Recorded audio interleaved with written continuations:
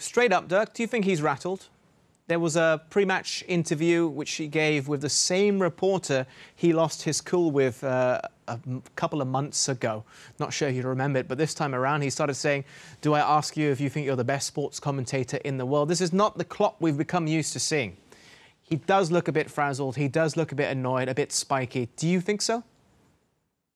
Yes, but it's normal if you are a winner like Klopp. We've seen it with Mourinho, we've seen it with Pep Guardiola.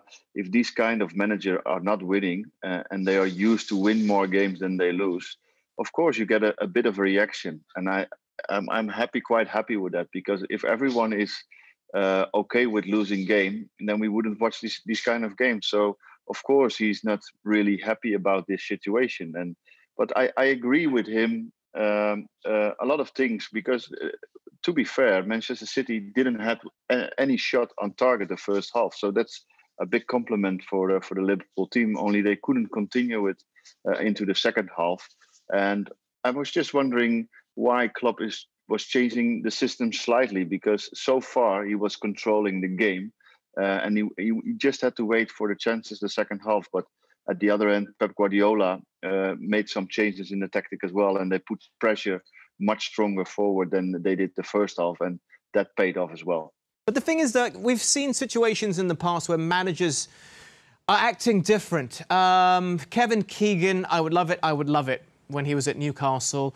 Manchester United ended up winning the title. What about Rafa Benitez, his facts rant? Do you remember that? I think even Steven Gerrard said he was embarrassed to see that. I think it was in his book. That does affect the players when you see the manager acting like that. Of course, but it affects all of the team when you're losing games. Liverpool is losing 3 home games in a row. It never happened. It happened once. I just heard the commentator. So when you are in this situation, of course it changes your mind. You are a little bit less positive, but still, losing 4-1 and the manager is still trying to get the positives out of the team. If you heard Jurgen Klopp talking how he sees the match, it were almost exactly the words of Henderson. So I'm quite sure Jurgen Klopp, after the match, getting beat 4-1 by Manchester City, was still positive to his players, just to try to get some positive from it. But the comments that he's been making aren't directly after the match. It was leading up to the game. He was mentioning that Pep Guardiola had 2 weeks off. His Manchester City side did. Guardiola refuted that. He was calling out the journalist, the same one who interviewed him today, questioning him, "Why are you always asking me this? Why are you always asking me this? Do you think you're the best sports commentator in the world?" It isn't directly following a defeat. It's just very uncharacteristic. Maybe we are not used to hear that from Klopp, but that's because he was winning everything the last 2 years. And I have seen it with Rafa Benitez and Ferguson at the time. There is always something, and just before the game, you're trying to do something. So Klopp is just trying to maybe wind up Pep Guardiola a little bit, because he knows he's going to react, and that's exactly what he wants. That's football, and that's also the charm of football, in my opinion. And of course, always as a manager or as a football player, you need to be polite. But sometimes a bit of a reaction is, in my opinion, is not too bad. Paul, what do you make of it? How Jurgen Klopp has been reacting publicly over the past couple of months? I think he's, I don't know if Dirk will agree with me here, I think he's trying to protect his players a little bit by taking the pressure off them, because he knows, especially since Christmas time really, apart from maybe the Tottenham game, that they've not been performing to the level that they've got. And by him having a go at the reporter, by having a little dig at Pep Guardiola, he's trying to take the onus away from his players and take the pressure off them with the injuries they've got, but the performances they've got as well. And I think in his interview there after the game, he was right. The first half, we both said it. We all said it at half-time, Liverpool the better team. But tactically, the second half, I thought Manchester City were head and shoulders above them. Pep Guardiola tweaked the system. Players were rotating more. They were defending and playing a lot higher up the pitch. And the intensity of the play was so much better. And Jurgen will know that. He's a fantastic manager and he's a top manager, but he's not. He knows these players will be down in the change room after the game, after losing 4-1 to one of your biggest rivals.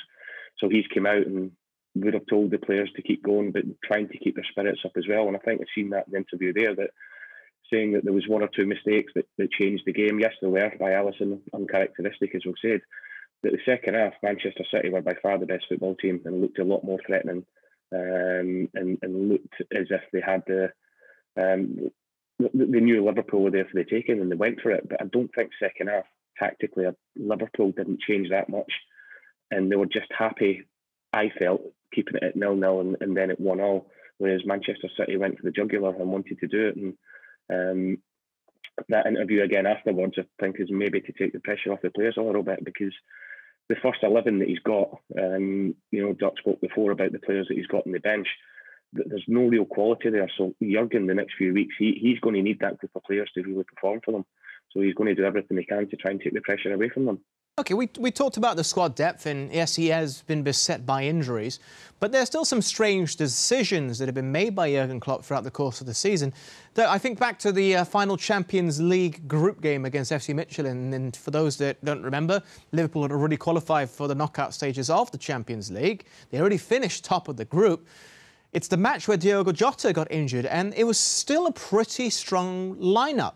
And it was fielded by Klopp after he said that his players are tired and they're not getting enough rest. If you're going to say that publicly, then why field a very strong side in what was a dead rubber match?